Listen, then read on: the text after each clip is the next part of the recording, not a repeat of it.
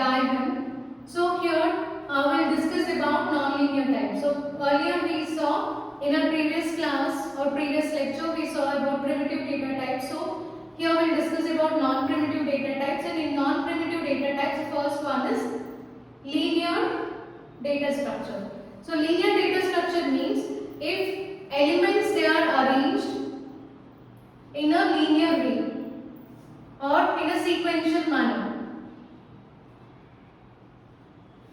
then that is called as linear data structure. So here every element contains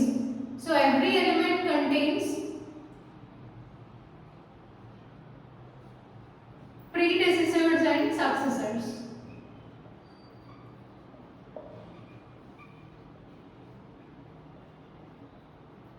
Right. So see, suppose these are list of elements 1, 2, 3, 4, 5.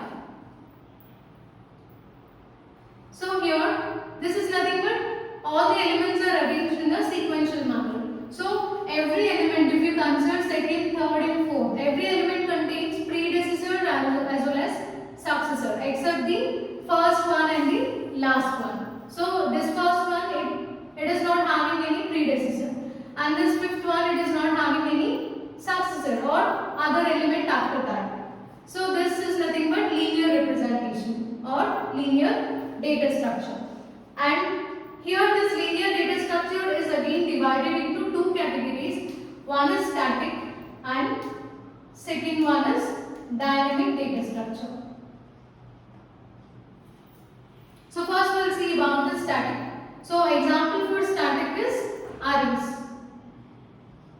So in this lecture we will see what is meant by static data structure and brief introduction about arrays.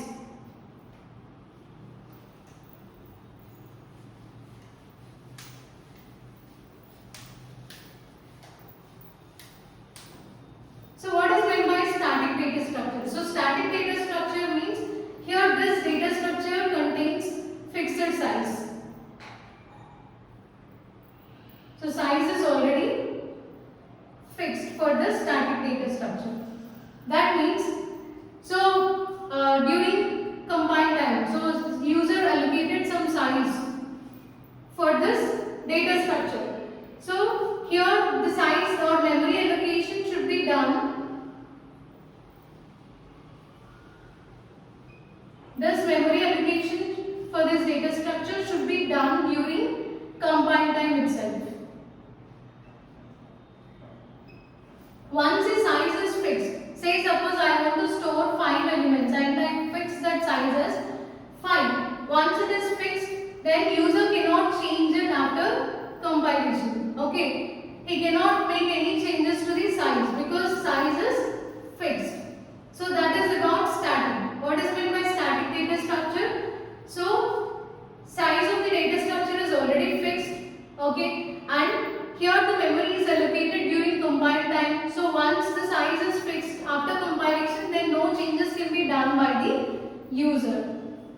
And coming to the example of this, arrays is the best example for static data structure. So we'll see what is meant by array.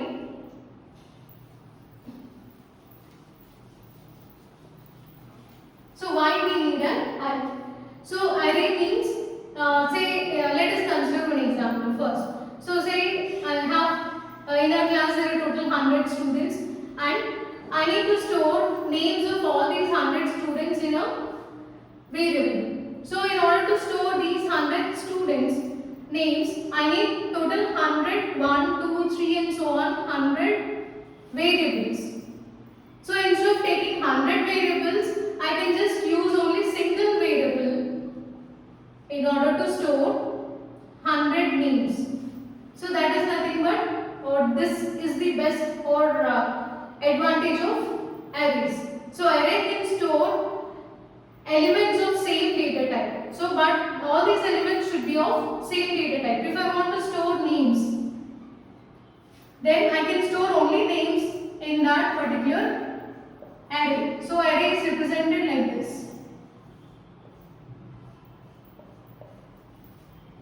Okay, so here if I want to store names, then I can store only names in all the locations. I can't store one integer, one name like that. This kind of representation is not allowed in arrays.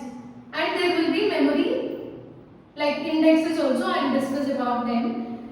So this is the advantage of using array. Instead of taking multiple variables and storing names in multiple variables, you can just use a single variable or a single array in order to store all these details. Okay. So now, how to declare an array? So string A equal to new string 100. So this is the representation in Java. Okay. So that means name of my array is A and which is of string type. So here size of the array is fixed to 100. Okay. So this array can store only 100 elements, not more than that. So user cannot change the size later. Okay. Now one more important thing. So how elements are stored in the array? So here the name of your array is A. So always index starts with 0. So first element will be stored at location 0 and last element will be stored at location n minus 1. So here n is nothing but 100. 100 minus 1 means 99. So size of your array will be, so indexes will be from 0 to 99. So as name of your array is A, so it starts with A of 0, A of 1 and so on, A of 99. Last location should be, index of that last location should be 99. So can I access any element in the middle? Say here I have total 100 names. So I want to access 52nd name. So can I access that? Yes, you can do that because you can do that with the help of index. So A of 51 gives you required result. So this is all about introduction of arrays. So we'll see the applications while discussing about the application part, how these arrays are useful in our real life. So in this lecture what we saw, first we saw about static data structure. Static means size of the data structure is fixed and once it is fixed and it is done during compilation or compile time. So once it is fixed, it cannot be changed by the user. And best example for static data structure is arrays. So here we fix size of the array as 100. So user cannot add any other information.